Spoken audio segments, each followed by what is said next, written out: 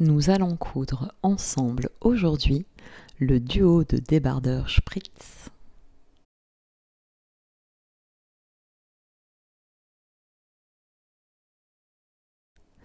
L'assemblage de votre duo de débardeurs va se faire en couture anglaise pour des finitions impeccables. Nous allons donc revoir cette technique en détail. La couture anglaise permet un assemblage qui va emprisonner les marges de couture afin d'avoir des finitions impeccables sans surjeteuse. Pour cela, je vais vous montrer l'exemple avec ces carrés de tissu que vous allez commencer par assembler une première fois envers contre envers. Vous viendrez réaliser une première ligne de couture à 0,5 cm du bord. Une fois cette première couture réalisée, venez dégarnir à l'aide du ciseau la marge de couture au plus près de votre ligne de couture. Puis, vous viendrez rabattre cette fois-ci vos pièces de tissu endroit contre endroit.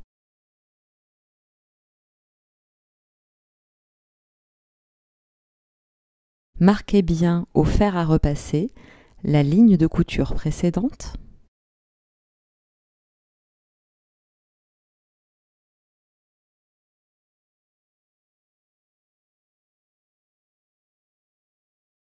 Puis, vous viendrez cette fois coudre à 1 cm du bord.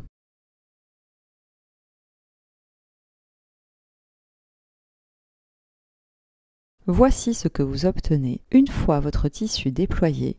Vous voyez que votre marge de couture est prise entre les tissus. C'est le principe de la couture anglaise.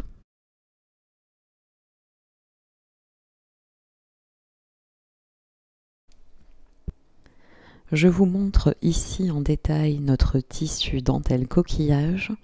L'envers sera lisse tandis que l'endroit est marqué par des effets de broderie. L'assemblage par les épaules du buste devant et du buste dos de votre duo de débardeurs se fera avec la technique de la couture anglaise.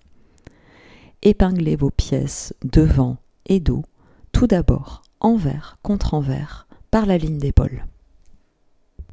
Réalisez une première couture à 0,5 cm du bord.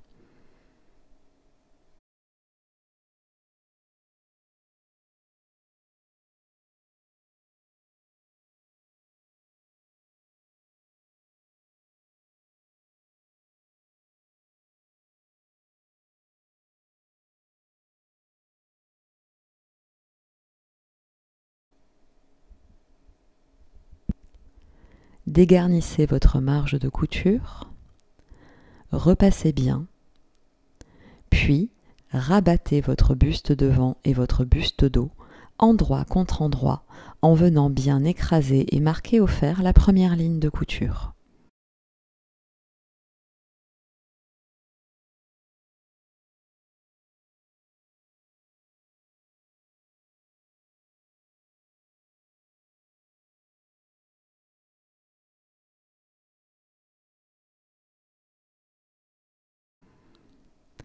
Épinglez, puis cousez à 1 cm du bord.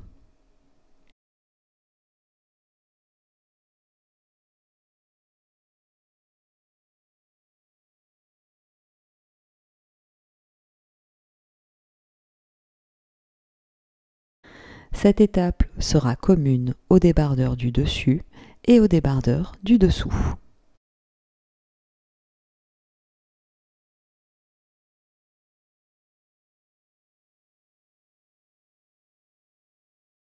La technique de pose du biais encolure sera la même pour le débardeur du dessus et pour le débardeur du dessous. Par contre, chaque débardeur a son propre biais encolure. Vous avez des repères sur votre pièce de biais afin de vous indiquer où se trouve le devant ainsi que les coutures épaules. Rabattez votre bande de biais encolure envers contre envers et marquez le pli sur toute la longueur. Déployez votre vêtement endroit face à vous et commencez à épingler en vous aidant d'écran repère.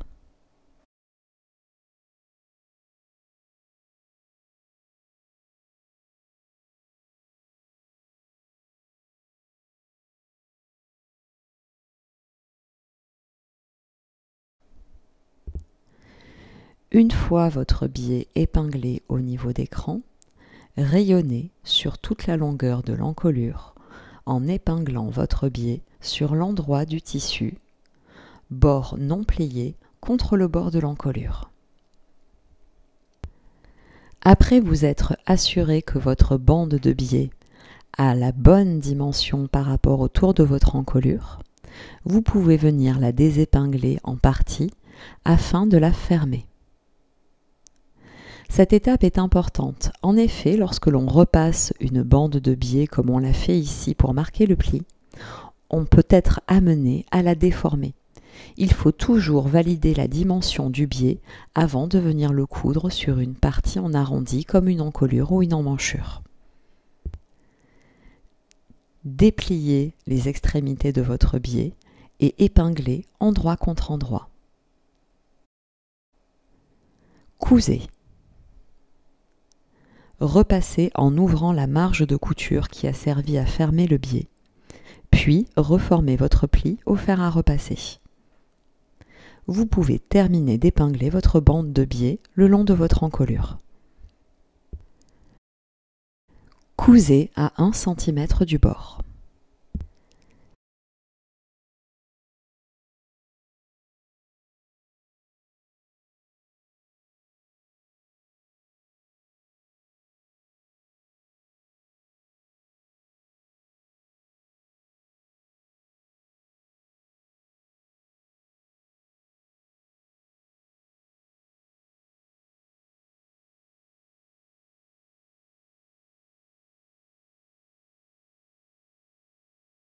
Dégarnissez au ciseau votre marge de couture.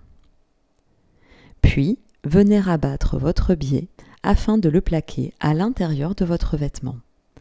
Repassez afin de bien définir les arrondis et de bien plaquer votre biais, puis épinglez.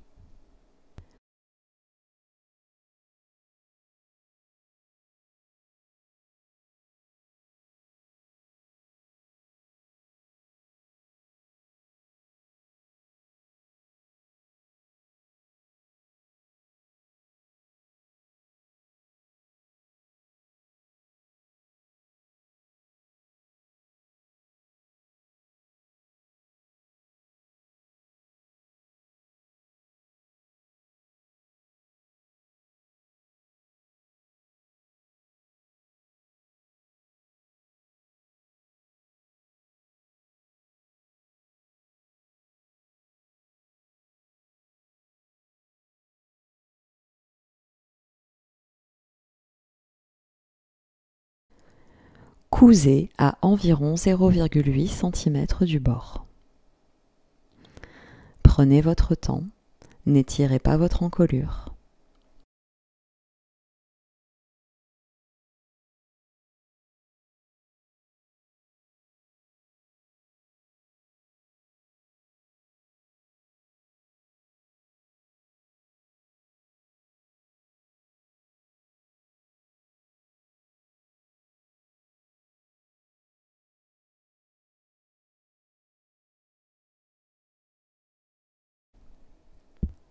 Il ne vous reste plus qu'à bien repasser. Effectuez exactement les mêmes étapes pour votre second débardeur. Passons maintenant au montage de la patte polo pour le débardeur du dessus. Dans l'idée de porter votre duo de débardeurs ensemble, c'est celui du dessus qui comporte la patte polo. Vous pouvez bien évidemment, à la condition de reporter correctement le tracé sur le patron, venir réaliser un débardeur du dessous avec une patte polo. Les étapes seraient les mêmes.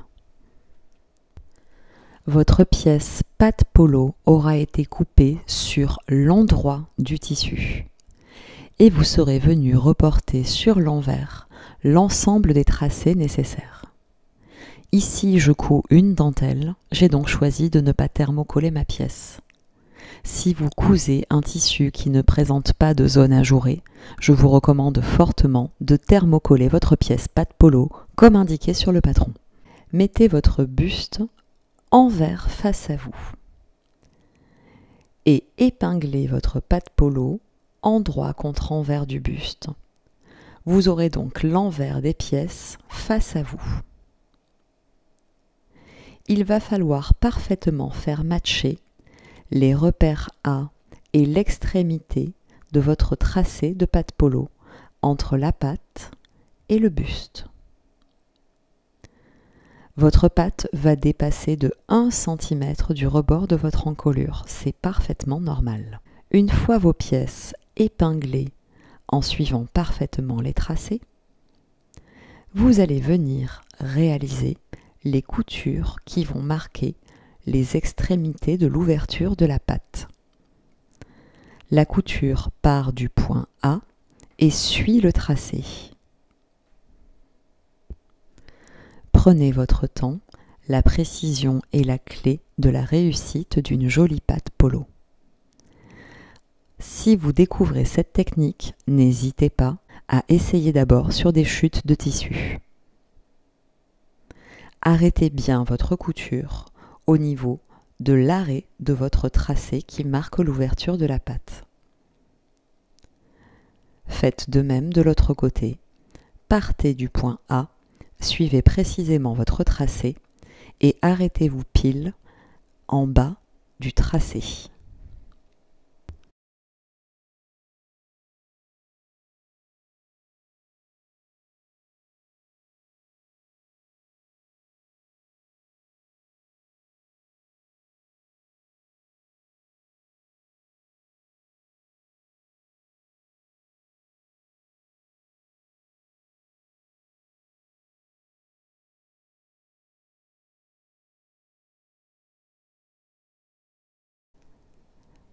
Votre patte est fixée, vous allez maintenant venir entailler votre tissu en suivant le tracé.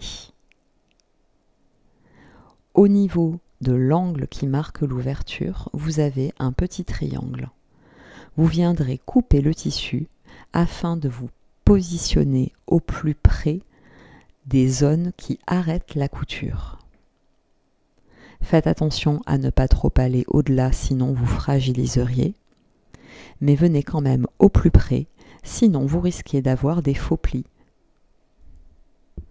Remettez maintenant votre tissu endroit face à vous. Vous venez passer votre pièce patte polo sur l'endroit de votre buste devant. Tractez également le petit triangle qui marque le bas de l'ouverture de la patte polo. Repassez bien.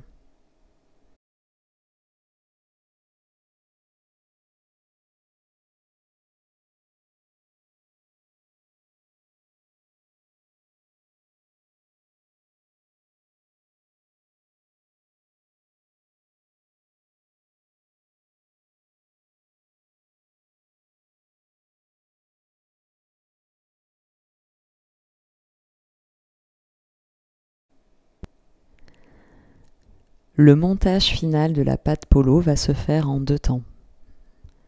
Tout d'abord la partie gauche, puis la partie droite. Nous allons commencer par préparer la partie gauche de la patte. Marquez un pli de 1 cm sur toute la hauteur. Marquez ensuite un second pli au niveau de la ligne d'encolure. C'est ce fameux centimètre de patte qui débordait précédemment de la ligne d'encolure que vous allez venir rabattre et plaquer au fer. Si l'épaisseur de la précédente marge de couture vous gêne, sachant qu'elle comprend la pose du biais, n'hésitez pas à venir la dégarnir.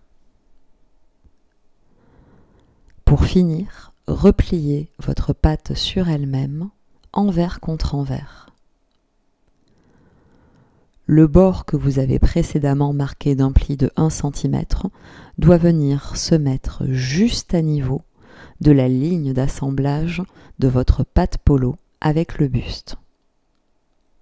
Il faut qu'elle vienne légèrement la recouvrir afin de la dissimuler. Repassez afin de bien plaquer votre tissu, puis épinglez.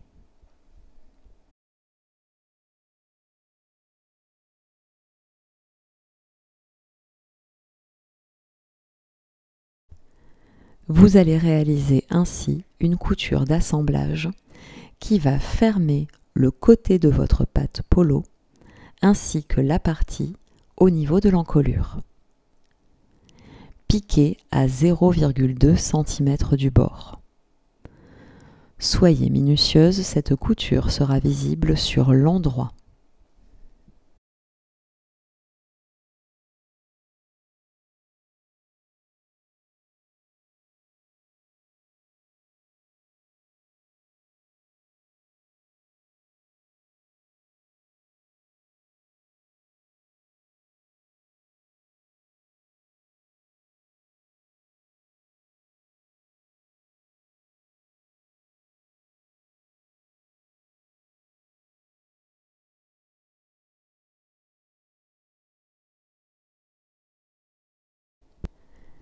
Passons maintenant à la partie droite de la patte polo.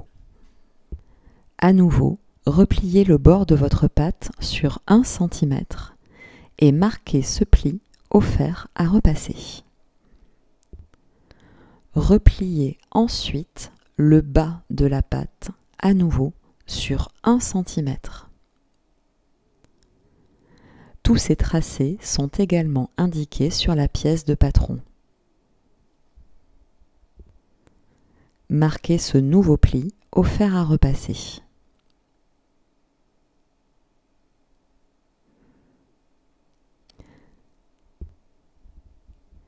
Il ne vous reste plus maintenant qu'à venir replier sur elle-même la patte, marquer le pli au fer,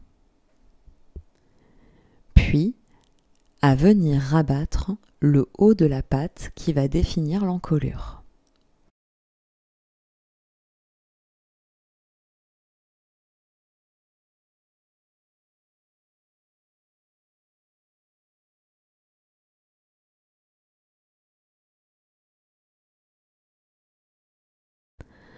Comme indiqué pour la partie gauche, selon l'épaisseur de votre tissu, n'hésitez pas à venir dégarnir l'angle afin de ne pas être embêté par les épaisseurs.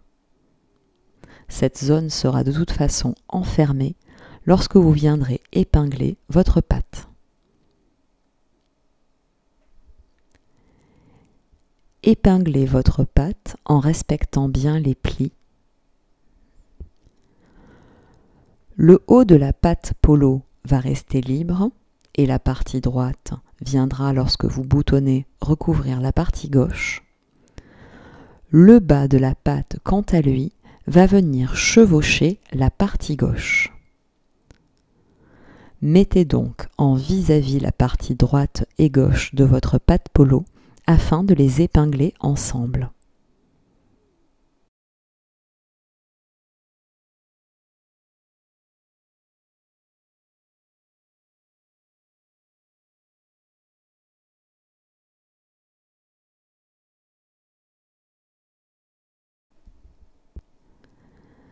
À l'aide de votre pièce de patron, vous allez venir reporter le tracé en croix qui va définir la zone qui va stabiliser le bas de votre patte.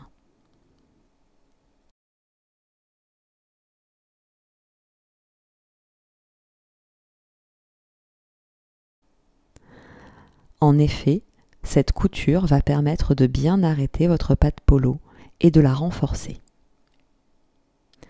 Commencez par coudre au niveau de l'encolure à 0,2 cm du bord.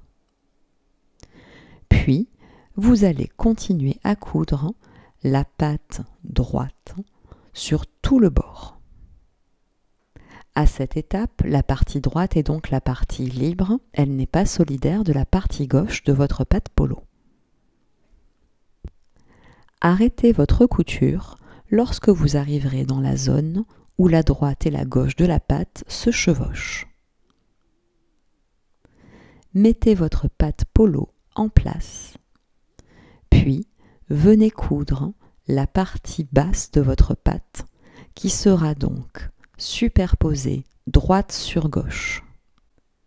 Vous piquez donc l'intégralité des pièces de tissu.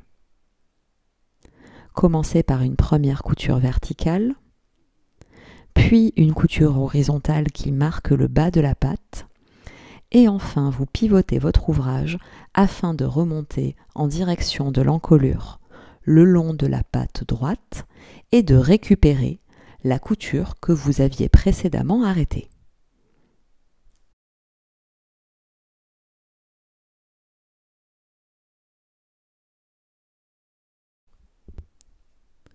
L'assemblage de votre patte polo est presque terminé. Il ne vous reste plus qu'à venir réaliser la croix qui va servir à renforcer le bas de la patte.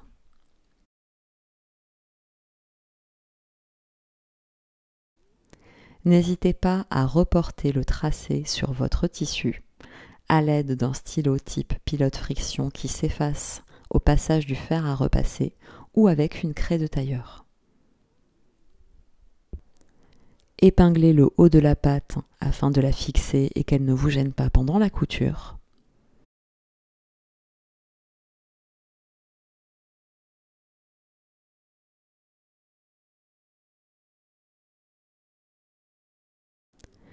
Puis, venez piquer le long de vos différents tracés.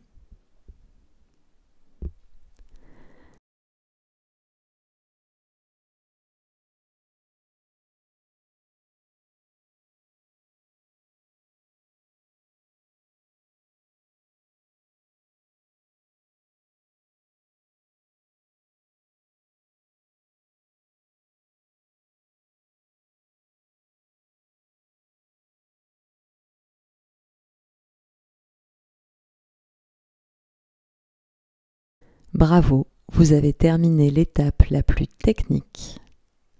Il ne vous reste plus maintenant qu'à venir réaliser vos boutonnières sur la patte au niveau de la partie droite.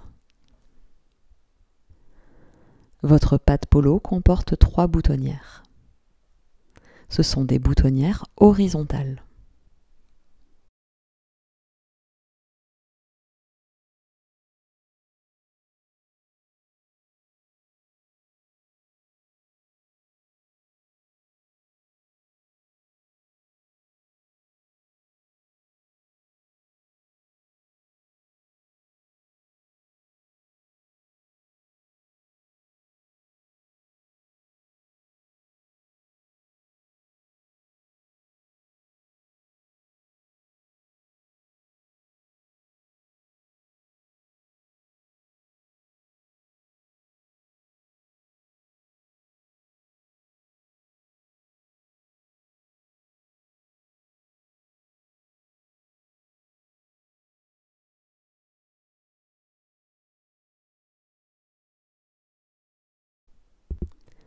Ouvrez vos boutonnières à l'aide d'un cutter à boutonnière, puis remettez votre tissu en place et reportez au travers de vos boutonnières ouvertes l'emplacement des boutons sur la partie gauche de la patte polo.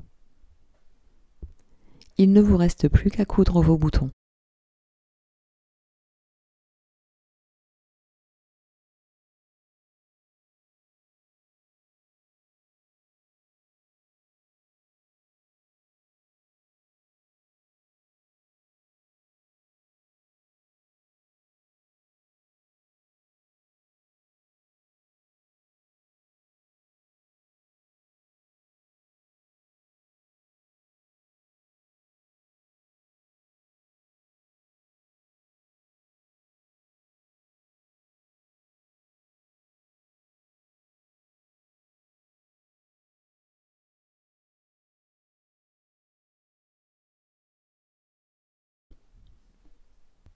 La couture des pinces poitrine sera identique pour le débardeur du dessus et le débardeur du dessous. Après avoir reporté sur l'envers de votre tissu le tracé de la pince, vous allez venir rabattre votre vêtement endroit contre endroit afin de mettre en vis-à-vis l'écran qui marque le côté de la pince et vous pincez avec vos doigts au niveau de la pointe. Épinglez ensuite le long du tracé de la pince. Cousez en démarrant la couture au niveau des crans, puis poursuivez le long du tracé de la pince. Terminez la couture de votre pince par des points dans le vide et coupez à une longueur de fil suffisante afin de vous permettre de venir réaliser un petit nœud qui va arrêter la couture.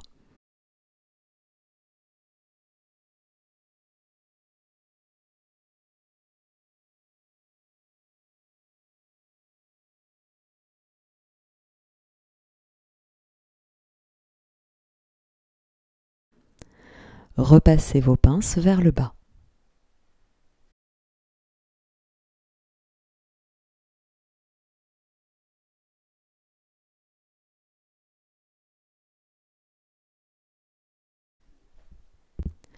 La propreté des emmanchures de vos débardeurs va être réalisée avec des biais. Vos pièces biais comportent une orientation devant et dos dont il faudra absolument tenir compte. Il y a également des crans qui marquent la correspondance avec la couture épaule. Rabattez votre biais envers contre envers et marquez ce pli au fer à repasser. Une fois votre biais plié et repassé, je vous recommande très fortement de venir contrôler, en utilisant votre pièce de patron comme gabarit, la longueur finale du biais. Comme vous pouvez le constater, celui-ci a de fortes chances de s'être étiré à l'étape du repassage. Prenez comme repère le cran épaule et, si besoin, recoupez votre tissu afin de bien conserver la dimension indiquée par le patron. Cette étape est essentielle. En effet, vos débardeurs, notamment celui du dessus, ont des emmanchures qui sont assez échancrées. Si vous ne respectez pas les dimensions indiquées par le patron, vos emmanchures risquent de bâiller. Déployez votre débardeur en droit face à vous et venez épingler votre biais emmanchure. Commencez par épingler au niveau des extrémités et du cran de l'épaule, puis rayonnez sur tout le contour de l'emmanchure devant et de l'emmanchure dos.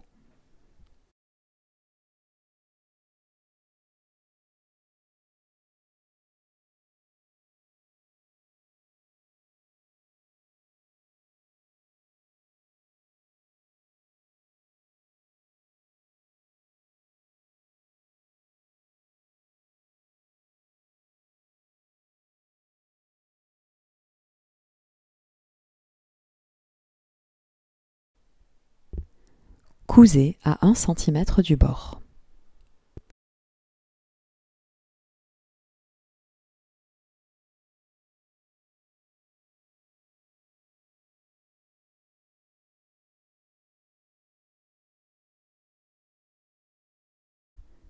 Dégarnissez au ciseau votre marge de couture. Puis, rabattez votre biais à l'intérieur de votre vêtement.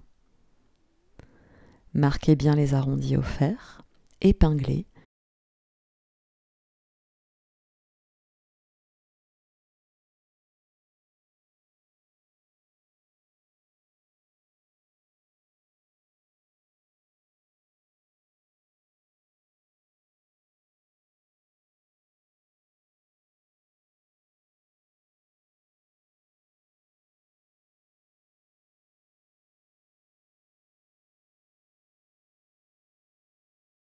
puis cousez à 0,8 cm du bord.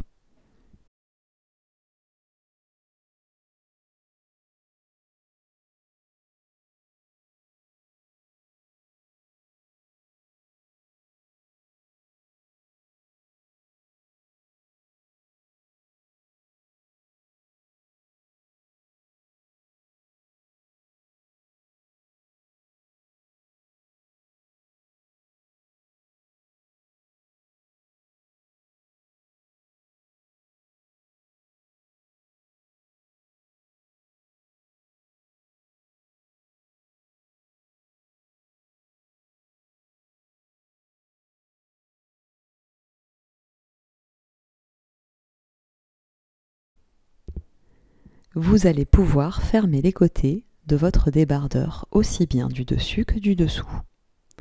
À nouveau, l'assemblage des côtés se fait en couture anglaise.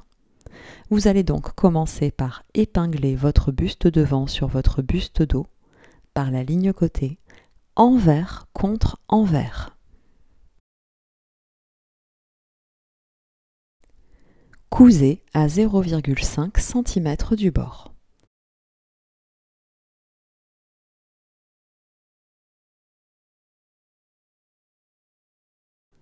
Dégarnissez la marge de couture, repassez bien et venez bien marquer la pliure qui correspond à la première ligne de couture après avoir rabattu votre vêtement, cette fois-ci endroit contre endroit.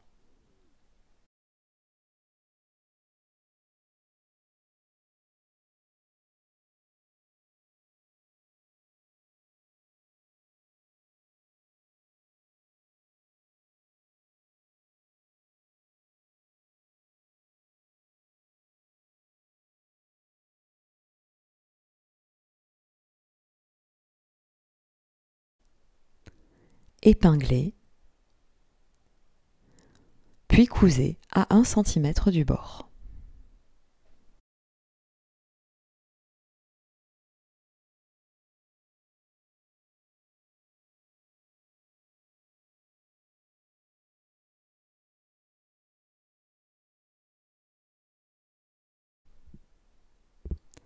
Repassez la marge de couture en direction du dos. Il ne vous reste plus qu'à réaliser les ourlets du bas de votre vêtement. Chacun de vos débardeurs a des finitions impeccables assurées par des biais et des coutures anglaises.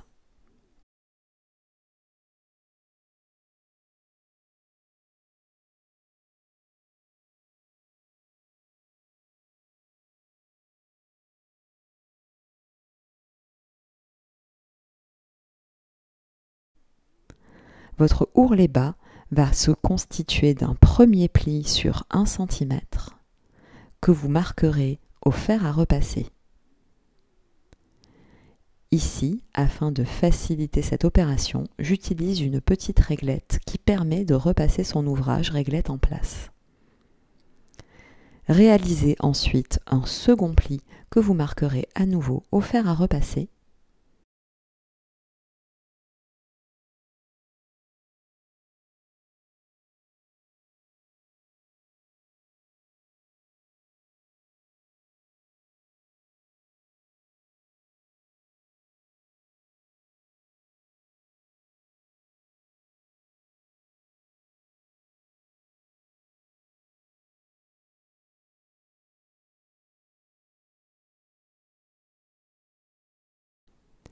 Il ne vous reste plus alors qu'à venir coudre votre ourlet. Vous effectuerez la même opération pour le débardeur du dessus et du dessous. Bravo, vous avez terminé de coudre votre duo de débardeurs. Ils sont présentés ici le dessous en voile de coton et le dessus en dentelle. Vous pouvez bien évidemment choisir de coudre chaque pièce séparément pour les porter individuellement. Le débardeur du dessous, cousu dans un tissu avec plus d'opacité, sera également un très joli basique à porter seul. J'espère que cette vidéo vous a plu. Si c'est le cas, n'hésitez pas à nous laisser un message en commentaire de la vidéo. Toutes les fournitures ainsi que les patrons sont à retrouver en description de cette vidéo. Si vous souhaitez accéder à plus de contenu didactique ou inspirationnel, n'hésitez pas à vous abonner à la chaîne YouTube de Maison Fauve. Bonne couture!